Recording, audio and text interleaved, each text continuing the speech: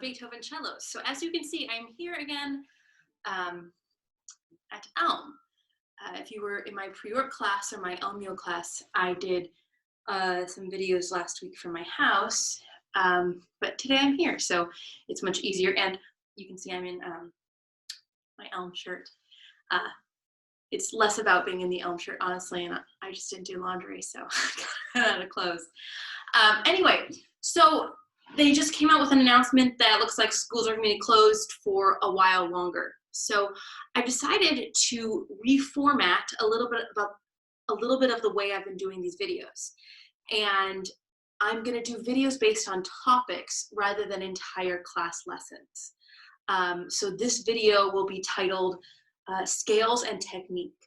And this is a good place for you to come maybe once a week and go to this video and do a review of your scales. You don't need to come here every day.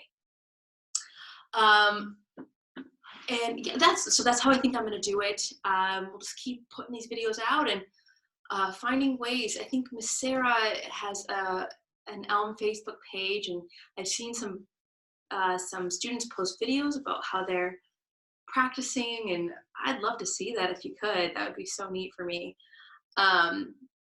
But anyway, okay, so today our topic is scales and technique. However, before we do that, we need to talk about tuning our instruments. Now, I saw many of you over the weekend, or earlier this week rather, and you dropped off instruments. But there are things that you can do that are free at home.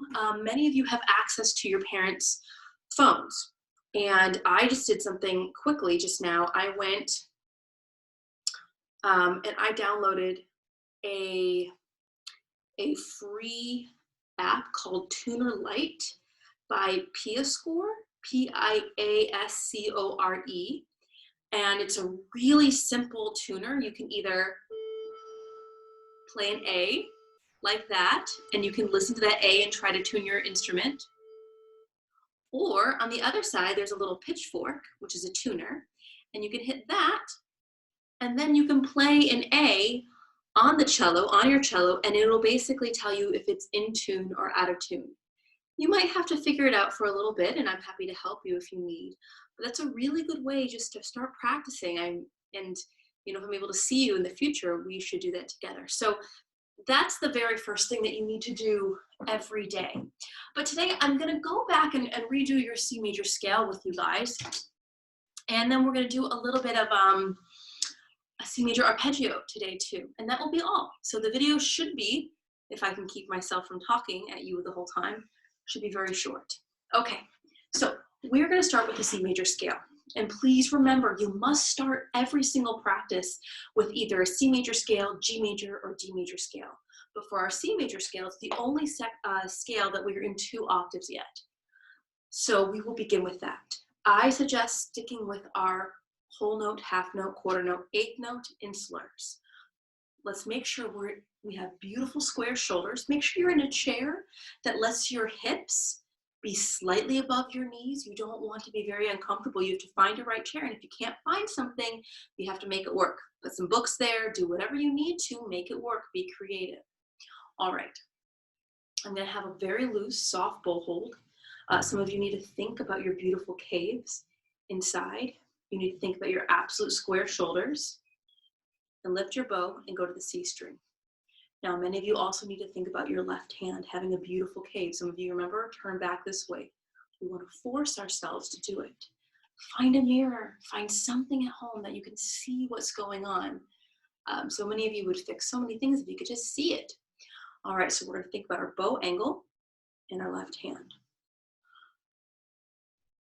One more thing. What are we going to focus on for this scale? We're not just doing a scale, we're focusing every time. Pick a focus point. Today, I mean, other than intonation. Intonation is just, you know, always do that. But kind of like last week, I'm gonna think about sustaining my bow at the tip. Okay, that's my focus point today. And so I'm gonna actually think about doing a slight crescendo and then a slight decrescendo at my frog. All right, I think that you can play this entire scale with me, and I'm going to do the whole scale with you right now. pretty sure you can join in with this. So let's get ready. Get your bow set. 1, 2, 3, 4. 2, sustain. 4, 2, 2, sustain. 4, 2. Bow angle turn. 2, 3, 4, 2. Wrist. Everything's loose. 3, 4, 2. Wrist up. 2. My arms opening. Straight. 2. Step. Loose.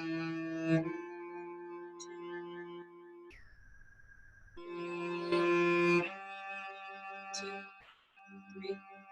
Step. 2, 3. 2. Don't forget the top note. 3. 2. Your elbows up and ready. 3. Arm out and swing it in. 2. 2. 3. Open. 2.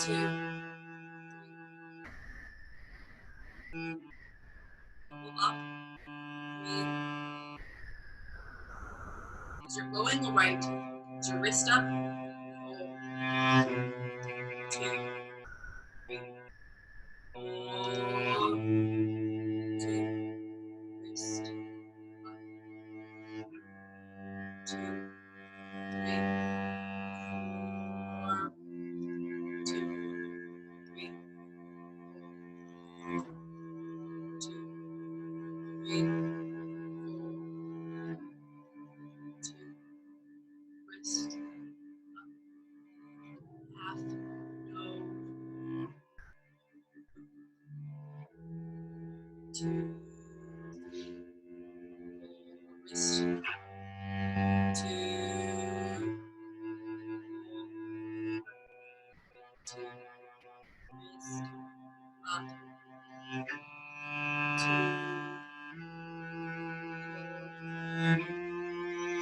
2, wrist, up, 2,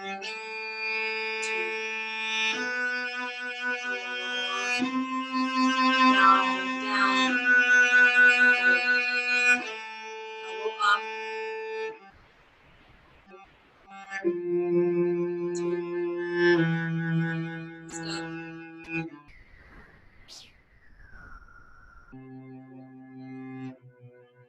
2,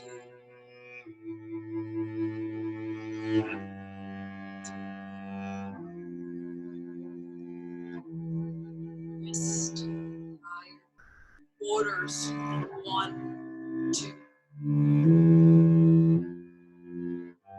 Already my fingers are very clear.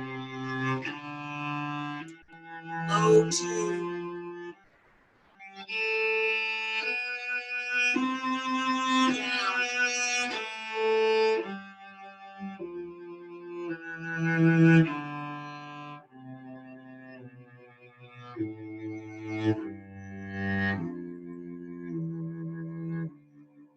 Whole bow here.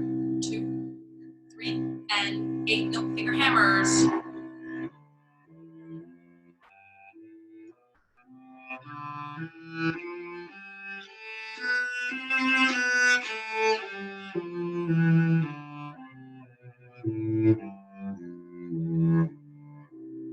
Wrist up.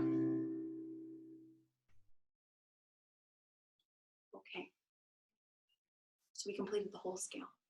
If that was really tough to play with me, honestly, I don't know, and I'm gonna go back and try this again, and I would love your feedback if possible. But if that was really tough, then just pause the video and do that all by yourself. But now it's time to make that better. You need to ask yourself, what didn't go well?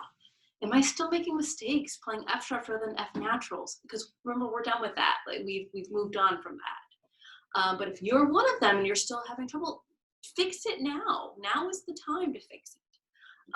If you're not using your elbow to get there, if you have a broken wrist, I'm thinking about different people. If your hand is always back like this, or you have a hand that tends to not have a lifted wrist with a high cave inside, these are the times to fix them now in your scales. And if you need to do that scale many more times, do your D major, do your G major, okay? If you don't need my rant right now, then you can just fast forward through me, but you all pretty much do. So you've completed your C major scale, but now we need to do the corresponding arpeggio that goes with that. And we've talked about arpeggios before, and basically all they are is just a broken chord. It's a chord that we don't stack up on top of each other and play at the same time. Instead, we play each individual note. It's like having, you know, a peanut butter and jelly sandwich, but instead of having a peanut butter and jelly sandwich, we just have a piece of bread, the peanut butter, the jelly, then bread. And that's our arpeggio, essentially. So I want to remind us about our C major arpeggio.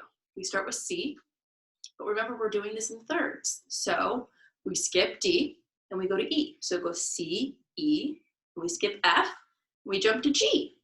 And then we go all the way back to C again, okay? So we're gonna start with a C major arpeggio and just do the bottom octave from open C to fourth finger C on G. And there is our first octave. You can listen to me first.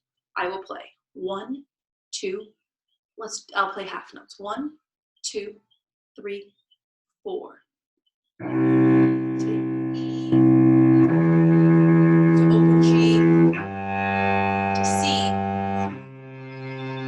repeat the note, to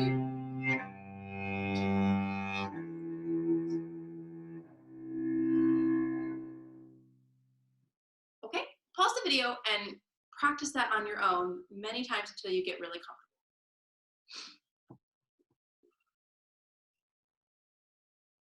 Okay, good job, we're back. Now, I think we should practice the top arpeggio octave, okay? So instead of starting on open C, I want us to start on C, our fourth finger on the G, so C here. And we're gonna go all the way up to our high C, which is the second finger in A string. So from this C to this string, just different octaves. One is low, one is high. So we'll start here. If you want to listen, that's fine first, and then you can pause and practice it. So I'll play half notes by myself. 1, 2, 3, 4. C to E. I'm walking to G. I'm walking to C. I'll play it again. Back to G, to E, to C. Okay? Go ahead and pause the video and practice that until you feel really comfortable.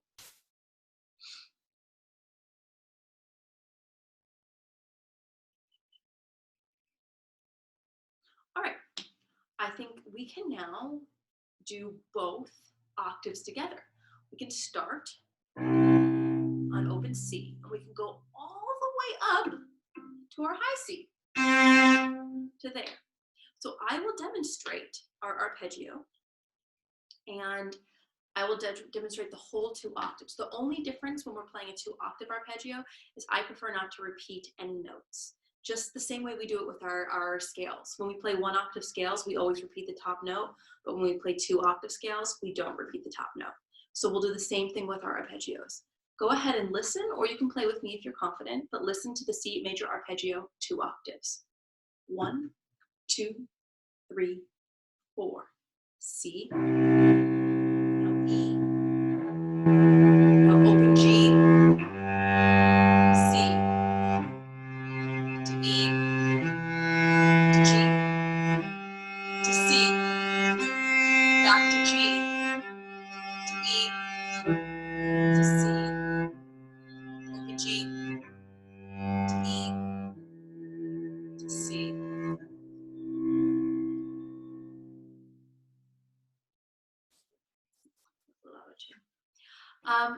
So that is our 2-octave C major arpeggio. You can practice that in half notes. You can practice that in whole notes, in quarter notes even. Main technical things to think about. This is a really great opportunity to work on our bow angles because it's all string crossing. So bow angles.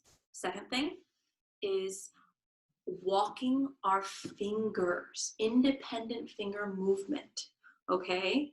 That's a really important next step for us because we're gonna be going faster and faster, and this works on independent finger movement. All right, you guys? So we did our C major scale today. We did our C major arpeggio today. If you couldn't remember the arpeggio and that was tough for you, get a piece of paper out, take some notes, you know, that will help you. If you don't want to listen to the video every day, take a piece of paper out, write down some notes and review the notes. But you should do this whole video at least once a week, okay? Maybe even twice a week. Even if you think you know everything, you probably don't. Get yourself a mirror, get yourself something to see yourself play so that you're really focusing on the way you're playing and not just actually playing the notes.